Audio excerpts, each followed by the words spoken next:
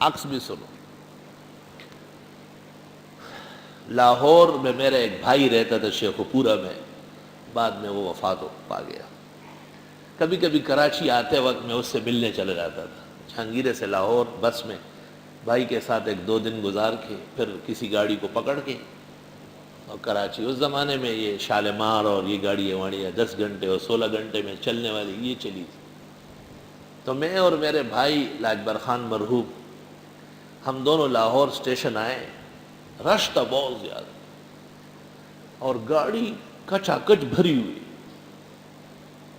ہر طرح ہم نے کوشش کی لیکن کوئی ٹکٹ نہیں ملا. سامنے بڑے بڑے بالوں والے وہ ہیپی فلموں کے ایکٹر جو کہلاتے ہیں، ان کا ایک گروپ سامنے کھڑا تھا. میری طرف دیکھ رہے تھے. ان میں سے ایک تو جب میں وہاں سے ہٹ گیا تو وہ دوڑتا ہوا آیا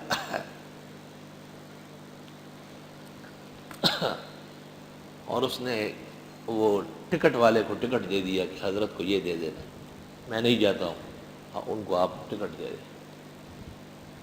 خیر میرے پیچھے وہ ٹکٹ والا اٹھ کے باہر آیا. رش تھا بہت. مجھے کہا آپ کو لیے ایک ٹکٹ آیا ہے. میں نے کہاں سے؟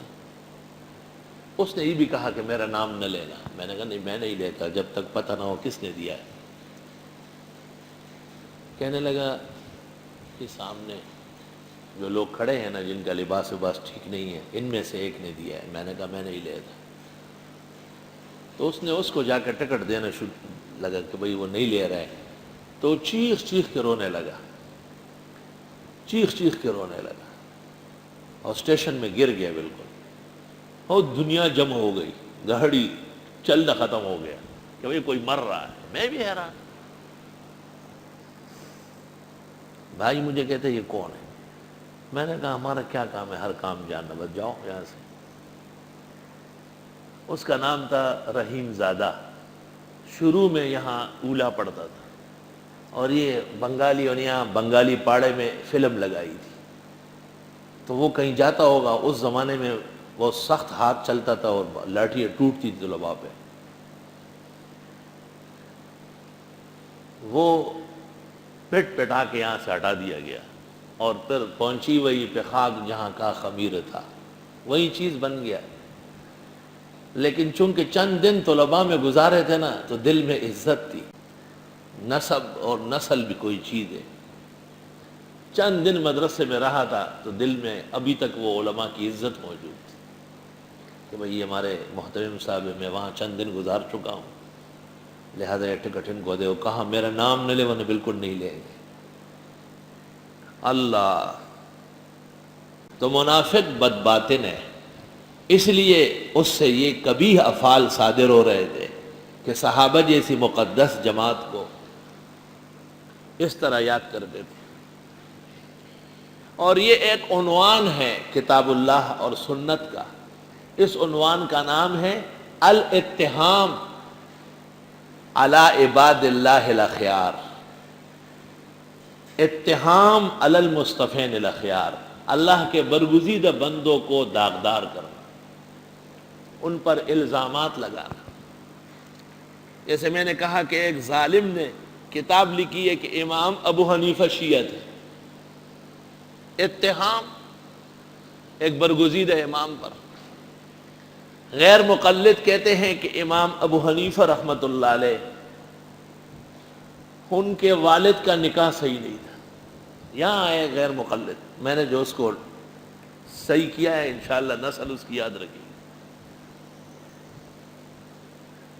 شیخ الاسلام شیخ العرب والعجم مولانا حسین احمد مدنی درس دے رہے تھے. اس دوران ایک پرچی آئی اور اسی قسم کا سوال تھا. حضرت شیخ الاسلام نے ہنس کے فرمایا آپ کو غلط فہمی ہے اور اتفاق سے میرے والدین کے نکاح کے گواہ اب تک موجود ہیں. تو اللہ کے نیک بندوں کو اس طرح باتیں کر کے تاکہ ان کے مقاصد متاثر ہو جائے. اور پہلی جماعت نیکوں کی اور صالحین کی انبیاء کے بعد صحابہ کی ہے، اس لیے ان کی شان میں اور ان کے اخلاص اور اتباع کامل میں ایسا بلیم اور ایسے تہمت لگائی کہ ہم الصفحاء، ہم ایسا ایمان لائیں گے جیسے یہ کمعقل لوگ لائے، ہم تو ایسا ایمان لائیں گے کہ جس سے انگریز ناراض نہ ہو۔ آج کل لوگ اس اسلام کے پیچھے پڑے ہوئے ہیں۔ ابھی سنا ہے کچھ مولوی گئے ہیں ناروے اور انہوں نے وہاں دستخط کیے ہیں کہ ہم تمام مذاہب کو حق کہتے ہیں، اور اس میں مرزائی بھی بیٹھے ہوئے تھے۔ یہ کہنا کہ تمام مذاہب حق ہے، یہ کلمہ کفر ہے۔ اپنے حدود میں لوگ رہیں تو عزت رہے گی۔ اور آج تک مبتدئ جہاد ہند اور آزادی ہندوستان کے جرم کی سزا میں ہمارے بزرگوں کو برا بھلا کہتے ہیں، حالانکہ خود ان کے عقیدے کفر کے ہیں اور اعمال میں شرک و بدعت موجود ہے۔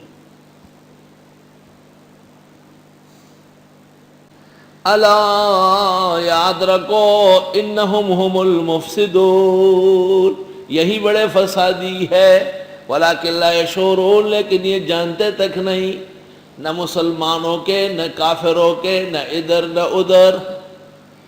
وَإِذَا قِيلَ لَهُمْ آمِنُوا، علاج کیا ہوگا، دوا کیا تجویز ہو رہی ہے، اب وہ شروع ہو گیا۔ جب ان سے کہا جاتا ہے ایمان لاؤ، کما آمن الناس، جیسے ایمان لائے ہیں یہ لوگ، الناس میں الف لام عہد کے لیے ہے، یعنی پیغمبر کے صحابہ، ابو بکر، عمر، عثمان و علی، خدیجہ و زید بن حارثہ، علی المرتضیٰ، صحابہ۔ جب ان کو کہا جاتا ہے ایمان لاؤ جیسے ایمان لائے یہ لوگ، صحابہ کا ایمان معیار ہے۔ جس ظالم نے لکھا ہے اپنے منشور میں صحابہ معیار حق نہیں ہے، وہ کذاب ہے، وہ اس امت کا دشمن ہے۔ صحابہ ایمان کا معیار ہے، حق کا تو ہے ہی ہے۔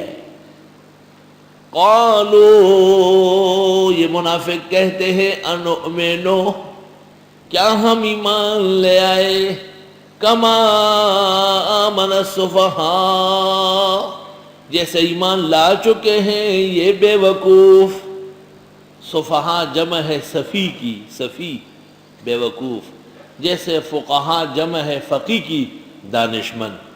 حد درجے لائق اور قابل قدر اور عاقل فقی ہوتا ہے، اور حد درجے نالائق اور بے عقل سفی ہوتا ہے۔ تو جو فقہا کے نہیں ہیں وہ سفہاء ہے۔ الا انہم السفہاء۔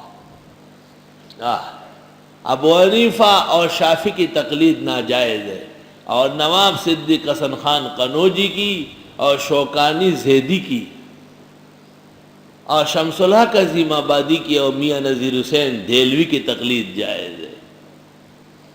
افبنعمت اللہ یکفرون افبالباطل یؤمنون، وہ ناحق کو مانتے اور حق کو نہیں مانتے۔